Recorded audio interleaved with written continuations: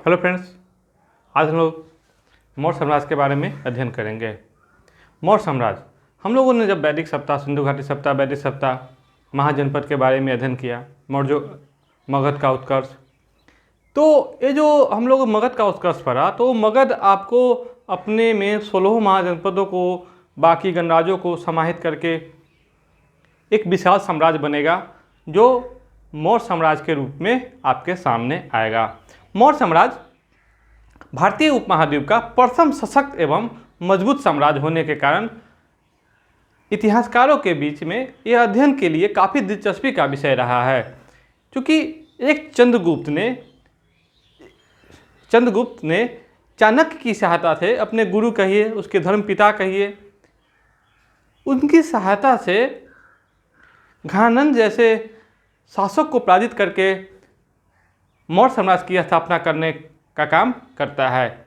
इसके मौर्य साम्राज्य की जानकारी के स्रोत, उसके बाद चंद्रगुप्त मौर्य, बिंदुसार, अशोक का धम्म, मौर्य प्रशासन की प्रणाली, मौर्य प्रशासन का व्यापार आदि के बारे में हम लोग एक एक करके अध्ययन करेंगे।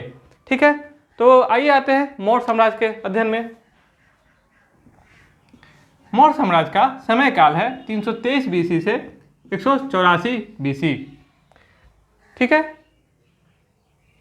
समय तो उल्टा से चल ही रहा है, यानी कि 323 ईसा पूर्व से 184 ईसा पूर्व तक इसका समय काल है। चंद्रगुप्त मौर्य ने, हम लोगों ने कहानी सुना है, बचपन में कहानी भी बहुत सारी कहानियां पढ़े हैं पढ़ने के क्रम में, तो उसमें हम लोगों ने कहानियां पढ़ी है कि चंद्रगुप्त मौर्य कौन था, जिसे चाणक्य ने ले जाकर एक तपता लोहा बनाने का काम करेगा, जो मौर्य साम्राज्य को स्थापित करेगा। तो मौर्य कहते हैं चंद्रगुप्त मौर्य वैध या अवैध रूप से नंद वंश यानी घनानंद का ही अंश था। ठीक है, जिसमें राजगुण आ जाते हैं, जो आपको अपनी माता के साथ पिपली वन के जंगलों में मोर के पालकों के पास जीवन यापन करता है, उसका बचपन, चंद्रगुप्त मौर्य का बचपन वहीं बीतता है। ठीक है, कहते हैं चाणक्य या विष्णुगुप्त कहिए या कौटिल्य कहिए, तीनों एक ही व्यक्ति का नाम है। ये आपको घनानंद के राजपद पर एक अच्छे पद पर आसीन थे, लेकिन घनानंद ने अपने अहंकार वश में आकर चंद्रगुप्त जैसे एक महान ब्राह्मण को, एक महान ज्ञानी को क्या करते हैं, अपमान कर दिए। तो यहाँ पर चाणक्य ने प्रण लिया कि हम जैसे भी हो, हम घनानंद का यानी नंद वंश का समूल नष्ट करेंगे। अपने इसी बात पे अडिग रहते हुए वो अपने यूनिवर्सिटी, क्योंकि वो तक्षशिला यूनिवर्सिटी के प्राचार्य रहेंगे, वो अपनी यूनिवर्सिटी की ओर चल देंगे। उनके बात दिमाग में यही बात घूम रहा होगा कि घनानंद जैसे इतने विशाल साम्राज्य को, नंद वंश का जो इतना साम्राज्य है, घनानंद के पास जो 5 से 6 लाख प्लस सैनिक है, इसको हम कैसे अंत करेंगे। ये सोच के जा ही रहे होते हैं, तो जब भी चंद्रगुप्त मौर्य जो जहाँ उनका बचपना बीत रहा होता है, उस जंगल से गुजरने के वक्त चंद्रगुप्त वहाँ पर बच्चों का खेल खेल रहा होता है, जिसमें चंद्रगुप्त राजा बना होता है और उसके जितने भी सहपाठी होते हैं वो सभी आपको मंत्री, सैनिक और दास बने होते हैं। अब बड़ी ही चतुराई के साथ, बड़ी ही गर्व के साथ चंद्रगुप्त राजा का रोल अदा कर रहा होता है। चाणक्य इस बात को देख रहा होता है और उसने महसूस किया कि इसमें जरूर कोई राजा का अंश है, यानी कि राजा बनने के सारे गुण इसमें हैं। अगर इसको अच्छी तरह प्रशिक्षित किया जाए, शिक्षित किया जाए, अस्त्र और शस्त्र की विद्या दी जाए, तो यह हो सकता है, यह मेरे हथियार के रूप में उपयोग किया जा सकता है, जो आपको घनानंद को नष्ट करने का काम करेगा। कहते हैं चाणक्य तो खुद बहुत बड़े ब्राह्मण थे, तो उन्होंने चंद्रगुप्त की परीक्षा लेने की ठानी। वो सीधा चले गए चंद्रगुप्त मौर्य के पास, जो बचपन में अपना राजा वाला खेल खेल रहे थे। उन्होंने कहा, महाराज मैं एक ब्राह्मण हूँ, मुझे पीने के लिए गाय चाहिए। वहाँ आसपास में गाय भी चल रही थी। तो चंद्रगुप्त ने बड़े जोश से कहा कि जो पसंद है आपको वो गाय आप ले जा सकते हैं। तो चाणक्य ने फिर सवाल किया, क्या गाय वाला मानेगा, हमको माने दंड नहीं देगा, सीधा गाय ले जाने देगा? चंद्रगुप्त ने कहा, राजा का मैं राजा हूँ और राजा का आज्ञा प्रजा को मानना पड़ता है, इसलिए आपको कोई दिक्कत नहीं होगी, आप गाय ले जा सकते हैं। कहते हैं चाणक्य को यह बात बहुत अच्छा लगा। उसमें वो जो जिस वस्तु की या जिस व्यक्ति की चाह कर रहा था वो आपको यहाँ पर चंद्रगुप्त के रूप में उसे मिल गया। चंद्रगुप्त को उसके पिता से बात करके वो उसको तक्षशिला ले जाएगा, जहाँ पर उसे अच्छी तरह शिक्षित दीक्षित किया जाएगा, शस्त्र और अस्त्र का अच्छी तरह शिक्षा देकर एक राजा की भांति उसे तैयार करने का काम किया जाएगा। कहते हैं सिकंदर के आने, जब सिकंदर भारत पर आक्रमण कर रहा था तो चाणक्य के बात में दिमाग में यह बात बैठ गया था कि हो न सके कि अगर घनानंद, क्योंकि घनानंद क्या था, नंद वंश का जो शासक था, अंतिम शासक, वो अपने जनता में काफ़ी अलोकप्रिय था, जो तरह तरह व्यवहारों से टैक्स जमा करने का काम करके अपना राजकोष भरने जा रहा था, जिससे जनता क्या थी, दुखी रहती थी। तो जनता के दुखी रहने के कारण घनानंद क्या था, अपने काफ़ी अलोकप्रिय था। अगर सिकंदर ब्यास नदी को पार कर जाता तो घनानंद का समूल नष्ट हो जाता। तो इससे क्या होता, आपको फिर चाणक्य का वो जो प्रण था कि घनानंद का समूल नष्ट, नंद वंश का समूल नष्ट हम करेंगे, वो प्रतिज्ञा पूरा नहीं होता। इसीलिए कहते हैं कि सिकंदर के दिल में यह डर, यह बात बैठाने के लिए चंद्रगुप्त मौर्य को भेजेगा चाणक्य, कि जाके उसके दिल में दिमाग में यह बैठाया जाए कि घनानंद के पास इतनी विशाल सेना है जो जिसको जीतना नामुमकिन है। तो वही हम लोगों ने पिछले क्लास में हम लोग कहानी भी पढ़ा था कि चंद्रगुप्त सिकंदर के पास जाता भी है बड़ी जोश और होश के साथ, लेकिन सिकंदर को यह बात पसंद नहीं आता है और उसे बंदी बना लेता है। बंदी बनाने के बाद कहते हैं जब इसको बंदी बना के रखा गया रहता है तो यह सेनापति को ही मल्ल युद्ध के लिए ललकारता है। मल्ल युद्ध में कहते हैं उसने सिकंदर के सेनापति को हरा दिया। तो सिकंदर के सेनापति ने पूछा कि आप हो कौन? तो बोला कि मैं मगध का एक छोटा सा सिपाही हूँ। मतलब मगध का एक छोटा सा सिपाही जो सिकंदर के सेनापति को पराजित कर सकता है, तो समझिए उसके जो पास जो 4 से 5 से 6 लाख सैनिक है, वो सिकंदर के 12 से 15 हज़ार सैनिकों का क्या हाल कर सकता है। यह बात उसके सैनिकों में बैठ गया और एक डर का माहौल पैदा हो गया। यही कारण है कि आपको सिकंदर के सेना ने ब्यास नदी को पार करने से इनकार कर दिया और चंद्रगुप्त मौर्य और चाणक्य का यहाँ पर चाल काम कर गया। और यही कारण है कि सिकंदर वहाँ से लौट जाएगा और चाणक्य के लिए और चंद्रगुप्त मौर्य के लिए एक खुला द्वार खोल देगा मौर्य साम्राज्य के स्थापना के लिए। ठीक है, तो मौर्य साम्राज्य की स्थापना के लिए अब चंद्रगुप्त को क्या चाहिए, क्योंकि चंद्रगुप्त यहाँ खुद अकेला है और चाणक्य भी, दोनों साथ है।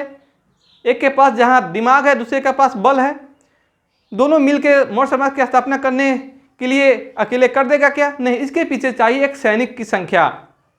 तो उसने कहते हैं कश्मीर के राजा प्रवर्तक से सेना की सहायता मांगी, दोस्ती कर सेना की सहायता मांगी। कुछ इतिहासकार कहते हैं कि जो कश्मीर के राजा है प्रवर्तक, यह आपको पोरस ही था। पोरस के बारे में आपको पता ही है, जो पंजाब का शासक है। तो यह कश्मीर का राजा उस समय पोरस ही था, जिसको प्रवर्तक कहा गया है यहाँ पे। जो कोई भी हो, तो उससे सेना की सहायता मांग के उन्होंने मौर्य साम्राज्य के पाटलिपुत्रा राजधानी, मगध की राजधानी पाटलिपुत्रा पर आक्रमण कर दिया। ठीक है, कहते हैं उस युद्ध में चाणक्य और चंद्रगुप्त की बुरी तरह हार हुई।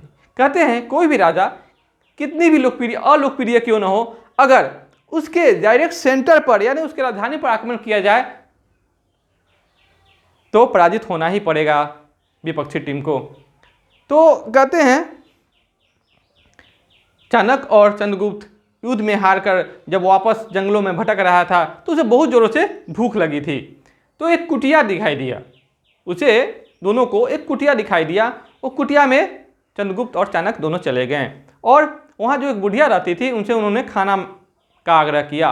बुढ़िया ने के पास जो भी रूखा सूखा था उन्होंने बनाया।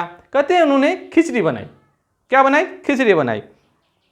खिचड़ी बनाने के बाद जब दोनों को परसा गया तो एकाएक क्या किया, वो लोग, भूख तो बड़ी ज़बरदस्त लगी थी, तो एकाएक क्या किया, उन्होंने बीच में ही हाथ घुसेड़ दिया जिससे उनका हाथ जल गया। तो जानते हैं बुढ़िया ने क्या तपाक से जवाब दिया कि तुम दोनों भी ना चंद्रगुप्त और चाणक्य की तरह हो, एकदम बुर्बक। तो बोला कैसे? तो बोला कि अगर इसके किनारे किनारे, खिचड़ी के किनारे किनारे खाएंगे धीमे धीमे तो बीच तक आते आते क्या हो जाएगा, खाना ठंडा हो जाएगा जिससे आप आराम से खा सकते हैं। इसी प्रकार अगर चाणक्य और चंद्रगुप्त दोनों अगर धीरे धीरे सीमावर्ती प्रांतों को जीतते हुए मगध पर आक्रमण करता तो आराम से मगध को जीत जाता, लेकिन वो डायरेक्ट क्या किया, पाटलिपुत्रा पर आक्रमण कर दिया। यहाँ पर चाणक्य और चंद्रगुप्त को अच्छी तरह अपने गलती का आभास हो गया और कहते हैं उन्होंने एक एक प्रांत करके घनानंद को पराजित करने का काम करके मौर्य साम्राज्य की स्थापना करी। तो इसको देखते हैं हम लोग। चंद्रगुप्त मौर्य कश्मीर के राजा प्रवर्तक की सहायता से किस सेना का गठन किया था? तो कहते हैं अटविक सेना का गठन कर मौर्य साम्राज्य की स्थापना किया था। ठीक है। भारत में प्रकाश युग का शुरुआत मौर्य काल से मानी जाती है। प्रकाश युग का मतलब यहाँ क्या हो गया? कहते हैं चंद्रगुप्त मौर्य से पहले भारत में जो होता वह तिथि का प्रचलन नहीं था, बेतिथि की ही इतिहास लिखी जाती थी। लेकिन सिकंदर के आने के क्रम के बाद सिकंदर के साथ जो आए लेखक थे, आनेसिक्राटस, अरिस्टोबुलस, निरियाकस, इन लोगों के डेट लिखने के कारण आपको भारत में तिथि का आरंभ हो गया। इसीलिए कहा जाता है कि अंधकार युग की समाप्ति और प्रकाश युग का प्रारंभ। जो भारत में प्रकाश युग का प्रारंभ मौर्य काल से मानी जाती है। क्रमबद्धीय इतिहास का आरंभ मौर्य काल से ही माना जाता है, जो डेट के मामले में आपको अभी हम लोग बात कर रहे हैं, क्यों जिसके बाद एक क्रमबद्ध इतिहास मिलता है, बीच में कोई किसी प्रकार का कोई गैप नहीं है। ठीक है। मौर्यों का संविधान वर्तमान में तो हर देश का संविधान है, तो उस समय मौर्य का संविधान अर्थशास्त्र को कहा गया है कि क्या कहा गया? अर्थशास्त्र। अर्थशास्त्र के रचयिता कौन है? चाणक्य है, विष्णुगुप्त है और कौटिल्य है। देख रहे हैं, ये नाम हम लोग बार बार पढ़ते रहते हैं। कहते हैं अर्थशास्त्र में मौर्य साम्राज्य की सारी जानकारियां इकट्ठी है, और यही नहीं, इसमें चंद्रगुप्त के व्यक्तित्व का बहुत ही सुंदर उदाहरण पेश किया गया है और वर्णन किया गया है। ठीक है। चंद्रगुप्त मौर्य का प्रधानमंत्री, संरक्षक एवं धर्म के पिता कहे जाते हैं आपको चाणक्य। हमने पहले भी बात किया है कि चाणक्य को चंद्रगुप्त का, जब मौर्य साम्राज्य की स्थापना हुई तो चंद्रगुप्त उसका शासक बना और चाणक्य उसका प्रधानमंत्री, और बचपन में पालने पोसने का इनका नाम क्या पड़ा? संरक्षक और धर्म के पिता। अब आते हैं मौर्य साम्राज्य के जानकारी के स्रोत। ठीक है। मौर्य साम्राज्य के जानकारी के स्रोत, साहित्यिक स्रोत, विदेशी लेखक और पुरातात्विक स्रोत देख रहे हैं हम लोग। सबसे पहले आते हैं साहित्यिक स्रोत में। साहित्यिक स्रोत में पुराणों से जानकारी मिलती है, विष्णु पुराण, वायु पुराण, अर्थशास्त्र जो हम लोग अभी पढ़े ही हैं, मुद्रा राक्षस, विशाख दत्त। ठीक है। कथा सरित सागर सोमदेव के द्वारा रचित है। बृहत कथा मंजरी ये सेमेंद्र के द्वारा रचित है। महाभास पतंजलि के द्वारा रचित है। तो कुछ बौद्ध ग्रंथ हैं यहाँ पर देखेंगे, दीपवंश, महावंश, महाबोधि वंश, दिव्यावदान आदि महत्वपूर्ण ग्रंथों से भी मौर्य साम्राज्य की जानकारी मिलती है। भद्रबाहु की कल्पसूत्र, जैन ग्रंथ के बारे में आते हैं हम लोग। भद्रबाहु का कल्पसूत्र एवं हेमचंद्र का परिशिष्ट प्रबंध जैसे जैन ग्रंथों से भी हमें मौर्य साम्राज्य की जानकारी मिलती है। अब आते हैं विदेशी लेखक या विदेशी विवरण। स्ट्रैबो और जस्टिन ने चंद्रगुप्त मौर्य को सेंड्रोकोटस कहा है। क्या कहा है? स्ट्रैबो और जस्टिन ने, यहाँ पर नाम आप लोग बिसरेंगे नहीं, नोट करते जाएंगे। स्ट्रैबो एवं जस्टिन ने चंद्रगुप्त मौर्य को सेंड्रोकोटस कहा है। इरियन और प्लूटार्क ने एंड्रोकोटस कहा है और फिलार्कस ने सेंड्रोकोटस कहा है। ध्यान देने वाली बात है, उन्होंने चंद्रगुप्त मौर्य का नाम सेंड्रोकोटस और एंड्रोकोटस रखा। कहते हैं सर्वप्रथम William Jones Asiatic Society of Bengal के ये संस्थापक रहेंगे। ठीक है, जब 1784 में आपको कलकत्ता में इसकी स्थापना की जाएगी, एशियाटिक सोसाइटी ऑफ बंगाल, जिसे भारतीय धर्म ग्रंथों का अनुवाद किया जाएगा अंग्रेजी में। उसके जो संस्थापक होंगे विलियम जोन्स ही होंगे। तो विलियम जोन्स ने ही सेंड्रोकोटस की पहचान चंद्रगुप्त मौर्य के रूप में की है, यानी कि चंद्रगुप्त मौर्य ही सेंड्रोकोटस था। इसकी पहचान कौन किया है? विलियम जोन्स ने, जो एशियाटिक सोसाइटी ऑफ कोलकाता या बंगाल के संस्थापक रहे हैं, जो 1784 में आपको स्थापित हुआ था। अब मेगास्थनीज सेल्यूकस निकेटर के जो राजदूत थे, सेल्यूकस निकेटर के राजदूत थे, जो चंद्रगुप्त मौर्य के दरबार में आएंगे और इंडिका नामक पुस्तिका लिखेंगे, जिसमें मौर्य साम्राज्य के, मौर्य के नगर प्रशासन, मौर्य के सैनिक प्रशासन आदि के बारे में बहुत ही खूबसूरत वर्णन किया गया है। कहते हैं वर्तमान में यह तो उपलब्ध नहीं है, लेकिन इसी का अंश आपको स्ट्रैबो, जस्टिन आदि के, एरियन आदि के पुस्तकों में किया गया है, जिसके आधार पर हम लोग मेगास्थनीज को पढ़ते हैं। अब आते हैं सिकंदर के साथ आने वाले लेखकों के विवरण, क्योंकि भारत में जो प्रकाश युग का प्रारंभ हुआ, डेट की शुरुआत हुई, तिथि की शुरुआत हुई, अंधकार युग का समापन हुआ, तो ये सिकंदर के साथ आने वाले लेखकों के विवरण के कारण हुआ। तो ये लेखक कौन से देखेंगे? आने सिक्रेटस, बार बार लिखा जा चुके हैं, आने सिक्रेटस,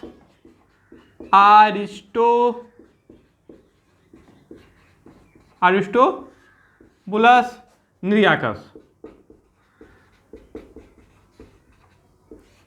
ये सब क्या है? सिकंदर के साथ आने वाले लेखकों का लेखक है।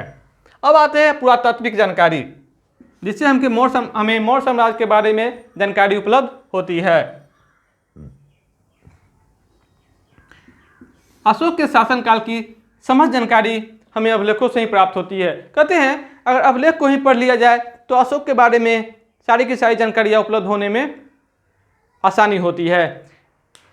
ठीक है, लेकिन अशोक के अभिलेख के अतिरिक्त भी उससे पहले दो राजा ऑलरेडी रह चुके हैं, बिंदुसार और चंद्रगुप्त मौर्य, तो उसके बारे में आपको जानकारी मिलती है शक शासक रुद्रदामन प्रथम के गिरनार या जूनागढ़ अभिलेख से, जिसमें सुदर्शन झील का बड़ी खूबसूरती के साथ जिक्र किया गया है। हम लोग एक दिन क्या करेंगे, सुदर्शन झील के बारे में ही अध्ययन करेंगे, कौन राजा ने बनाया, किस राजा ने मरम्मत किया, उस समय वहाँ का सौराष्ट्र का गवर्नर कौन था। ठीक है, इसका एक हम लोग छोटा सा टॉपिक ही लेंगे। तो रुद्रदामन प्रथम का जूनागढ़ अभिलेख या गिरनार अभिलेख, काली पॉलिश वाले मृदभांड यानी कि मिट्टी के बर्तन, चांदी और तांबे के पंचमार्क सिक्के, पटना कुम्हरार से प्राप्त मौर्यकालीन अवशेष। कहते हैं बिहार के जो पटना है, वहाँ आपको पटना के कुम्हरार में एक खूबसूरत पार्क है, जहाँ पर मौर्यकालीन अवशेष रखे गए हैं। वो जो लकड़ी, चंद्रगुप्त मौर्य का जो लकड़ी का महल है, उसके भी कुछ अवशेष वहाँ पर अभी भी है, जिसको आप अभी देखेंगे तो आपको लगेगा कि जो अभी इस समय दिख रहा है, तो समझिए कि 23 से 2400 वर्ष पहले उसका कैसा रूप रहा होगा। और बहुत बड़े खंबे भी, एकाश्म खंबे, ये सारे वहाँ पर अभी भी उपलब्ध है। दीदारगंज से प्राप्त एक शनि की मूर्ति जो वर्तमान पटना के संग्रहालय में स्थित है। तो ये सारी जो है मौर्य साम्राज्य के जानकारी के स्रोत है। ठीक है।